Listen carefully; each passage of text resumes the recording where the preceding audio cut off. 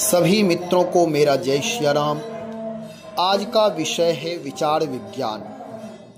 आज चर्चा करेंगे कि माता पिता का व्यवहार, माता पिता का संस्कार, माता पिता का दिव्य चरित्र अपने संतान के लिए कैसा होना चाहिए, जिससे बेटा बेटी संस्कारी, सुशिक्षित, सुव्यवस्थित जीवन, उदात्त जीवन, महान जीवन अपने माता पिता के माध्यम से बना सकें, इस पर चर्चा करेंगे। अक्सर देखा जाता है कि जो वर्तमान का समय है, नई पीढ़ी किसी ना किसी व्यसन के कारण, किसी ना किसी बुरी आदत की वजह से रास्ता भटक रहे हैं। अलग अलग ढंग से यदि देखें, अलग अलग प्रकार से कोई कुसंग में जाकर, कोई व्यसन में जाकर, कोई संस्कार रहित होकर, जो भी कारण हो, नई पीढ़ी सुसंस्कार, सुशिक्षा से रहित हो रही। हाँ, शिक्षा, लोग शिक्षित हो रहे हैं, लेकिन उस शिक्षा में संवेदना नहीं है, उस शिक्षा में संस्कार नहीं है। तो यह कैसे आए? सर्वप्रथम माता पिता को विचार करना चाहिए कि जब हम आप अपने चरित्र को विशुद्ध बनाते, पवित्र बनाते, उत्तम बनाते हैं, तभी हमारे आपके संतान भी उत्तम होंगे। जैसे आप देखें कि एक सामान्य माता पिता ही सामान्य मध्यम वर्गीय परिवार है, भले ही वह शिक्षित हो, व्यवस्थित हो, यदि पिता के पास कोई व्यसन है या माँ के पास कोई व्यसन है, कोई शराब पीता हो या कोई तंबाकू खाता हो, कोई पान, सिगरेट, बीड़ी, गुटखा, जो भी इस प्रकार की कोई बुरी व्यसन हो जो स्वास्थ्य के लिए, व्यसन तो स्वास्थ्य के लिए अहितकारी ही होता है। अब वे बच्चा, आपकी संतान, आपके बेटे बेटी हर क्षण हर पल आपके पास रहेंगे। वह मोबाइल 24 घंटे में 1 घंटे 2 घंटे चलाएंगे, उससे उनका कोई दूषित संस्कार प्रभावित नहीं कर सकता है। यदि आप मंदिर ले जाएंगे तो मंदिर में 10-5 मिनट के लिए, 1-2 घंटे के लिए आप जाएंगे, कहीं सत्संग में जाएंगे तो 1-2 घंटे के लिए, लेकिन आपके पास 24 घंटा वह बच्चा रह रहा है। 24 घंटे जहां रहेंगे, जिस औरा में रहेंगे, जिस वातावरण में रहेंगे, उस वातावरण का प्रभाव पड़ेगा। कह सकते हैं कि कुछ लोग इसमें ऐसे होंगे जो घर में व्यसन नहीं करते होंगे, लेकिन बाहर व्यसन करके अपने घर में आते होंगे, फिर भी आप बच नहीं सकते। आपके साथ जो व्यसन का औरा है, नेगेटिविटी है, नेगेटिव एनर्जी है, वह आपके परिवार को, आपके घर के वातावरण को, आपकी संतान को, सबको प्रभावित करेगा। इसलिए विचार पूर्वक अपने विचार को देखें। यदि बच्चे प्रभावित हो रहे हैं, जैसे किसी पति पत्नी में तालमेल नहीं है, आपसी विवाद रहता है, तो जो संतान, जो बेटा बेटी, जो भाई बहन रहेंगे, वह भी उसी संस्कार से प्रभावित होंगे। उनके जीवन में भी यही संस्कार प्रभावित करेगा। भले ही वह पूजा पाठ करते होंगे, भले ही सत्संग करते होंगे, भले ही वह नौकरी में होंगे, उनके पास गाड़ी बंगले सारी चीजें होंगी, लेकिन अपने बच्चे को संस्कारी नहीं बना सकते।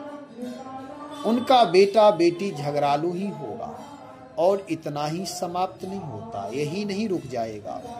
वह बेटे बेटी जहां भी जाएंगे, स्कूल में जाएंगे तो वहां झगड़ा करेंगे, मित्रों के साथ, दोस्तों के साथ रहेंगे तो कुछ ना कुछ थोड़ी छोटी छोटी बातों पर झगड़ा करते रहेंगे। कहीं नौकरी करेंगे, ऑफिस में जाएंगे तो वहां अपने कर्मचारियों के साथ, कभी बॉस के साथ, तो कभी वहां के चपरासी के साथ वह झगड़ा करेंगे। वह कहीं यात्रा कर रहे हैं तो यात्रा में अपने आसपास बैठे हुए लोगों के साथ झगड़ा करेंगे।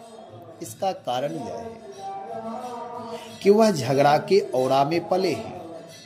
उनके ऊपर झगड़ा का ब्लैक प्रभाव, नेगेटिव एनर्जी प्रभावित कर चुका है। उनके संस्कार में वह स्वभाव में आ गया है।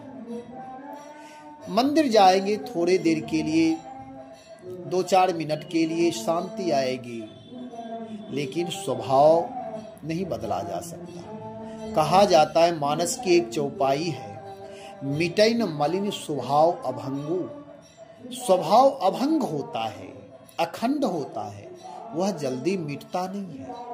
यदि अच्छे स्वभाव, अच्छे संस्कार से अपने बच्चे को संस्कारित कर दे तो वह स्वभाव अखंड रहेगा, संस्कारी रहेगा। और यदि दूषित स्वभाव से, कुसंस्कार से यदि प्रभावित करेंगे तो वह बच्चा कुसंस्कार से प्रभावित होगा।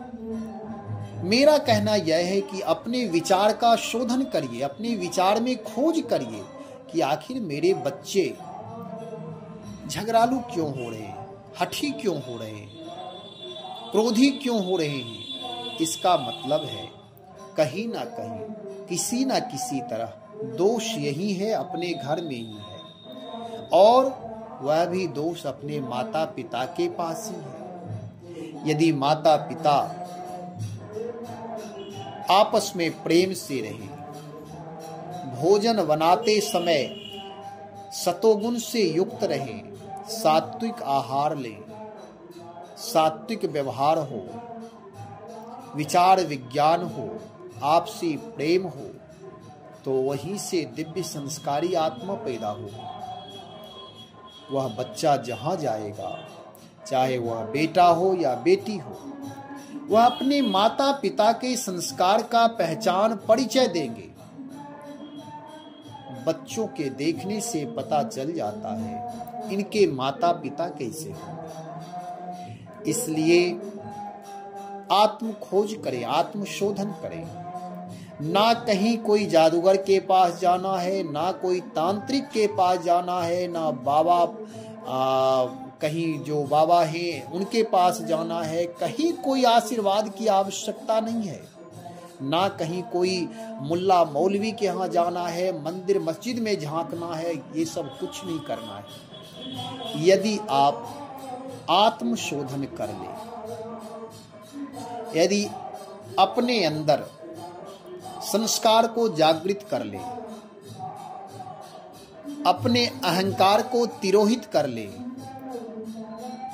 अपने व्यसन का रूपांतरण करके अपने जीवन को पवित्रता की ओर ले जाए, तो आपके घर में ही सारे तीर्थ आ जाएंगे, वहीं देवत्व का प्रादुर्भाव हो जाएगा। और हमारे आपके घर के जो नन्हे मुन्ने छोटे बच्चे भारत के भविष्य, परिवार के भविष्य हैं, उनका जीवन भी मांगलिक होना प्रारंभ हो जाएगा। इसलिए किसी का दोष नहीं दीजिए। जो भी बच्चों में दोष आया है वह माता पिता से ही दोष आए हैं, भले ही पता नहीं चल रहा हो, भले ही मान्य अपने को स्वीकार ना करें, लेकिन कहीं ना कहीं दोष किसी और का नहीं है, माता पिता का है। हाँ, कभी कभी ऐसा देखा जाता है कि माता पिता उत्तम हैं, संस्कारी हैं, शुभचिंतक हैं, मांगलिक हैं, कल्याणकारी हैं, सुशिक्षित सुसंस्कारी हैं, उनके लड़के बच्चे भी कभी कभी खराब हो जाते हैं। ये रेयर केस होता है। जैसे कीचड़ से कमल उत्पन्न होता है, कीचड़ है, दुर्गंधित है, फिर भी उससे कमल हो जाते हैं। और कहीं कहीं आप देखेंगे दीपक है, प्रकाशमान है, लेकिन उससे काजल उत्पन्न हो जाता है। तो कहीं माता पिता संस्कारी नहीं है, दूषित विचार से युक्त है, व्यसन से युक्त हैं, कलह से युक्त हैं, फिर भी उनके बच्चे उत्तम हो जाते। कहीं कहीं माता पिता संस्कारी, कुल परिवार संस्कारी, सब सुशिक्षित हैं, कुलीन हैं, मर्यादित हैं, फिर भी बच्चे नालायक हो जाते हैं। लेकिन ये रेयर केस है। अक्सर देखा जाता है यही कि जो भी बच्चे अपने माता पिता के संरक्षण में पलते हैं, उनके माता पिता के औरा ही उनके चारों तरफ बना रहता है। माता पिता की भावना, माता पिता के विचार, माता पिता का संस्कार, माता पिता का पुण्य, यही सब काम आते हैं, बच्चों को प्रभावित करते हैं, अपने प्रभाव में लेते हैं। विशेष इस पर कहना, माता पिता पर दोषारोपण करना, ये नहीं है। एक व्यवहारिक विचार है हमारा आपका, ये संवाद है कि अपने बच्चे को संस्कारी बनाने के लिए, हाँ ये मैं कह सकता हूं कि अपने बच्चों को संस्कार से जोड़े। कोई सत्पुरुष हो, सज्जन पुरुष हो, साधु पुरुष हो, मांगलिक पुरुष हो, दर्शनीय हो, वंदनीय हो, महाजन लोग हो, उनकी सन्निधि में ले जाए, उससे लाभ होगा। माता पिता को लाभ होगा, उनके बच्चों को भी लाभ होगा, बच्चे भी संस्कारी बनेंगे। जितने देर साधु सज्जन महापुरुषों की सन्निधि में रहेगा, उनकी सात्विक ऊर्जा उनके ऊपर प्रभाव से प्रभावित करेगा, शुभ करेगा। ये बात है। कोई ऐसे मांगलिक महापुरुष जो अनुष्ठानी महापुरुष हैं, उपासक हैं, भक्ति युक्त हैं, सदाचारी हैं, संयमी हैं, ऐसे साधु जन के पास, सज्जन जन के पास, भक्त के पास यदि ले जाएंगे तो जो उनका औरा है, जो वहाँ का सात्विक वातावरण है, जो वहाँ की ऊर्जा है, सकारात्मक ऊर्जा है, इससे आप लाभान्वित हो सकते हैं। ऐसे महापुरुषों से जुड़ने में कोई दोष नहीं है। लेकिन यदि आप टोना टोटका झाड़ फूक के चक्कर में पड़ेंगे तो ये तो भाई दोष है, मैं इसका समर्थन नहीं करता। हाँ, कोई महापुरुष ऐसे बुद्ध पुरुष हों, जागृत महापुरुष हों, जो वास्तव में तत्वज्ञ हैं, ज्ञानी हैं, भक्ति युक्त हैं, विनम्र हैं, शीलवान हैं, ऊर्जावान हैं, यदि वे विभूति भी दे दे, वे प्रसाद भी जो कुछ दे दे, इससे बड़ा लाभ होगा। कृपा तो कृपा ही है, लेकिन कोई पाखंड, आडंबर, झाड़ फूक, ओझा गुनी, भाई मैं इसका विरोध इसलिए कर रहा हूं कि इसके नाम पर बहुत सारे लोग बवंडर फैलाए हुए हैं। मंत्र की अपनी शक्ति होती है, मंत्र का प्रभाव होता है, मंत्र विज्ञान है।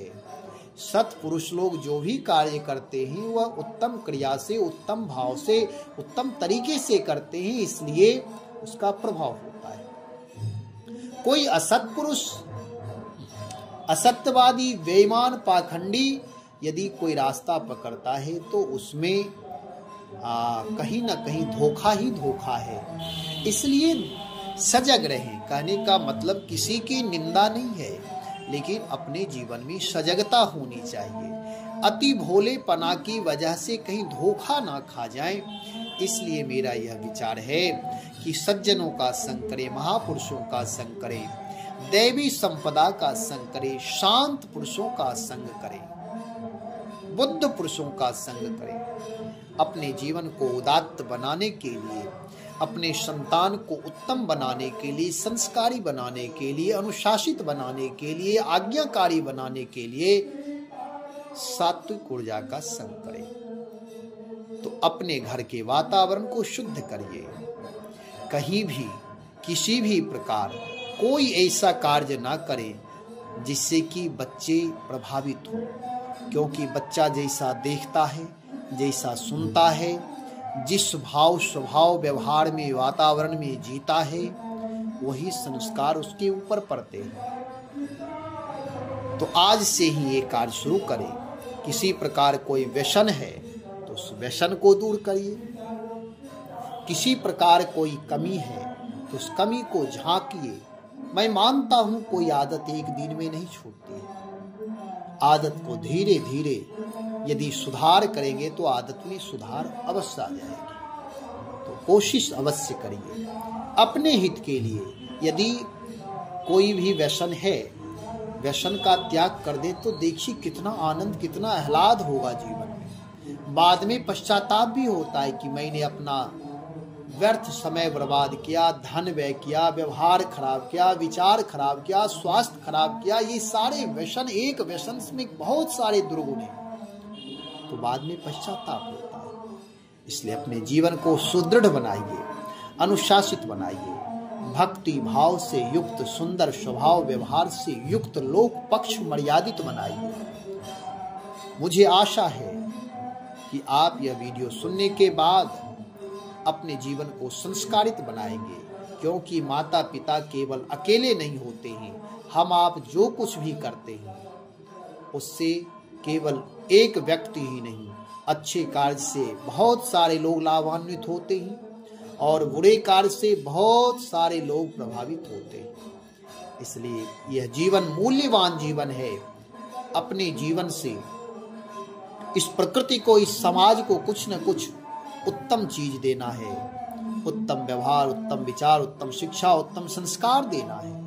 तो कोशिश करें, आपसी प्रेम, राग द्वेष का परित्याग, छल कपट का परित्याग, शुचिता, पवित्रता, विशुद्धता, आत्मीयता, इन सारी चीजों की वृद्धि करें अपने जीवन में। परमात्मा सबका मंगल करे, सबका भला हो, सब सुखी रहें। श्री राम जय राम, जय जय राम।